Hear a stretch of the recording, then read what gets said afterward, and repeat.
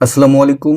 Welcome to Tanvir একাডেমিতে Microsoft Excel in mobile এর series টিউটোরিয়ালের নতুন আরেকটি ভিডিওতে আপনাদের প্রত্যেককে জানাই স্বাগতম।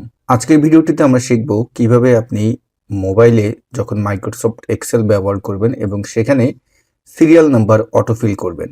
আমরা পিসিতে সিরিয়াল নাম্বার কিভাবে মাইক্রোসফট এক্সেলে অটোফিল করা যায় সেটা সবাই কম বেশি জানি, কিন্তু যারা মোবাইলে মাইক্রোসফট এক্সেল ব্যবহার করেন তারা কিভাবে এটা করবেন।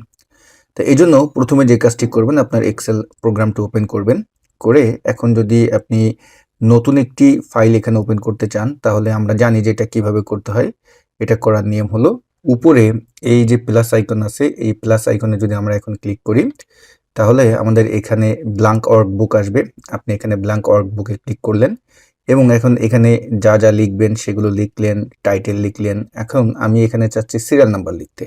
তা আমি এখানে এই সেলটাকে সিলেক্ট করে নিচে এই যে ফর্মুলা আছে এখানে লিখে গিয়ে আমি এখন সিরিয়াল নাম্বারের যেই সংক্ষিপ্ত যেটা আছে সেটা আমি এখন লিখে দিচ্ছি SNO। ওকে, তারপর নিচে আসলাম। এখন এখানে আমি 1 লিখলাম এবং তারপরে নিচে এসে আমি এখানে 2 লিখলাম। তারপরে এই দুটা সেল আমরা 1 এবং 2 এই দুটো আমরা সিলেক্ট করব। দেখুন, দুটা যখন সিলেক্ট করলাম তখন উপরে দেখতে পারবেন, মানে এই যে আমি মার্ক করে দেখিয়ে দিয়েছি যে এই যে একটা মেনুর মতো লাইন এসেছে। এখন এখান থেকে আমরা যে কাজটি করব এই যে ফিল আছে, এই ফিলে আপনি এখন ক্লিক করবেন। তা আমরা যদি এখন এই ফিলে ক্লিক করি তাহলে দেখতে পারবেন আমাদের যেই এরিয়াটা আছে এই এরিয়াটা কিন্তু আলাদা একটা কালার হয়ে গিয়েছে। ক্লিয়ার? তারপরে এই যে কর্নারের নিচে যে ডান পাশে পয়েন্টটা আছে এটা ধরে এখন আপনি যত নিচে নামবেন নামতে থাকুন।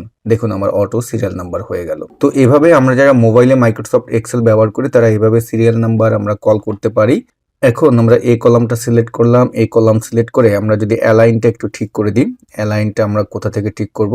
আমরা যদি নিচে গিয়ে এইখানে ক্লিক করি, এখানে দেখতে পারবেন হোম লেখা আছে, হোমে যাবেন এবং স্ক্রল করে একটু নিচে আসবেন, এখানে অ্যালাইন আমরা সেন্টার করে দিলাম। ডান। তা এটা হলো সিরিয়াল নাম্বার লেখার একটা মেথড। এখন অনেকেই আছেন যে ফর্মুলা ব্যবহার করে আপনি সিরিয়াল নাম্বার লিখতে চান, সেক্ষেত্রে আসলে কিভাবে লিখবেন?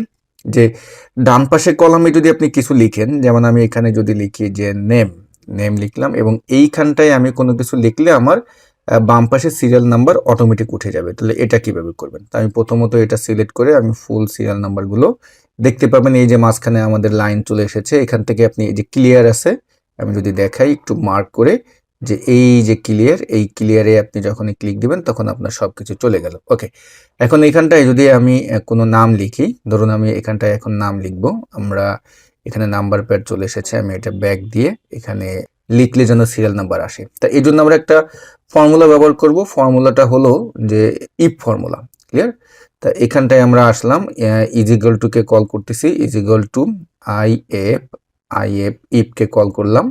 ইফকে কল করে ব্র্যাকেট ওপেন কি, যদি এই সেল সমান সমান কি হয়, যদি সমান সমান ফাঁকা হয়, আমরা এখন এখানে ফাঁকা হলো ডাবল কোটেশন দুইবার। দেখুন নিচে ফর্মুলা বারে কিন্তু দেখাচ্ছে ফাঁকা হয়, তাহলে কি হবে? তাহলে ফাঁকাই হবে। নতুবা কি হবে? নতুবা এখানে অন হবে। অন দিয়ে আমি এখন ব্র্যাকেট ক্লোজ দিয়ে দিলাম এবং আমি যখন এটা কল করলাম দেখুন আমার এখানে অন চলে এসেছে। এবং এখন নিচে আসবেন, নিচে এসে আপনি যে কাজটা করবেন, আবার আমরা এই ফর্মুলা ব্যবহার করব 2 নম্বরটায়। এখন এখানে আসলাম, এসে আমি ইফ ব্র্যাকেট ওপেন, যদি কি হয়, যদি এই সেল এই যে এর ডান পাশের মানে B5 এটা সমান সমান কি হয়, সমান সমান যদি ফাঁকা হয়, ডাবল কোটেশন দুইবার ফাঁকা হয়, তাহলে কি হবে? ফাঁকাই হবে। নতুবা কি হবে? নতুবা উপরের যে অন আছে এই অন অর্থাৎ A4 সেলটা এইটা প্লাস কি হবে? অন হয়ে যাবে। তাহলে আমার এটা কিন্তু অটোমেটিক দেখবেন 2 হয়ে যাবে। এখন দেখুন, যেহেতু এই সেলে কিছু নেই সেহেতু এই সেল কিন্তু আমার কি আছে? ফাঁকা আছে। এখন এইটাকে আমরা কি করব? এটাকে এখন আমরা কপি করব। তাহলে কপি করার এটা সিলেক্ট করে আমি যদি একটু মার্ক করে দিই তাহলে আপনি বুঝতে পারবেন কপি কোনটা। দেখুন এই যে এইটা হলো কপি। এটাকে এখন আপনি সিলেক্ট করবেন। এটা আমি যখন সিলেক্ট করলাম অর্থাৎ এইখানে ফর্মুলাটা আমার কপি হয়ে গেল। এখন নিচ পর্যন্ত যত দূর পর্যন্ত আপনি এটাকে দিতে চাচ্ছেন, আমি এখন এতটুকুন পর্যন্ত আমি সিলেক্ট করলাম। করলেই এখানে দেখবেন এই জায়গাটায় চলে আসছে, এই যে পেস্ট চলে আসছে। পেস্ট কোনটা সেটাও আমি একটু দেখিয়ে দিই মার্ক করে, যে আমার এইটা হলো পেস্ট। এখন আমি এটাই যখন ক্লিক করে দিলাম তাহলে কিন্তু আমার প্রত্যেকটা জায়গায় একই ফর্মুলা কিন্তু বসে গেল। এখন এখানে যদি আপনি নতুন নতুন নাম লেখেন, দেখুন আমি যদি এখন এখানে তারেক লিখি এবং নিচে আসতেছি সিরিয়াল নাম্বার কিন্তু অটো হচ্ছে দেখুন। তারপর সাকিব লিখলাম, এই সাকিব আল হাসান লিখলাম, দেখুন অটোমেটিক আসতেছে। তারপর এখানে যদি তামিম লিখি আমার অটোমেটিক সিরিয়াল নাম্বার চলে আসতেছে। দারুণ না? তা এভাবে আপনি সিরিয়াল নাম্বার প্রথম যে মেথডটা দেখালাম যদি ফর্মুলা বাদে লিখতে চান তাহলে আপনি ওভাবে লিখতে পারেন, আর যদি ফর্মুলা দিয়ে লিখতে চান যে অটো সিরিয়াল নাম্বার উঠবে তাহলে এভাবে লিখতে পারেন। আর সিরিয়াল নাম্বারের আরো দারুণ দারুণ ব্যবহার আছে, আমরা নেক্সট কোনো টিউটোরিয়ালে দেখব।